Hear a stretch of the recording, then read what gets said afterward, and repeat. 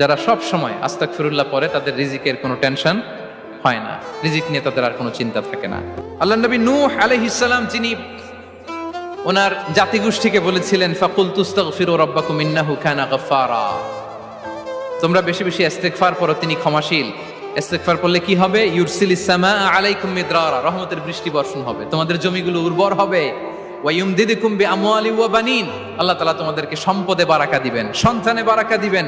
ওয়া ইয়াজআল লাকুম জান্নাতিন ওয়া ইয়াজআল লাকুম আনহারা, তোমাদের ফসল ক্ষেতগুলো সবুজ শ্যামল হয়ে ভরপুর হবে, তোমাদের রিজিকে বারাকা নেমে আসবে। তাহলে আমরা যেন বেশি বেশি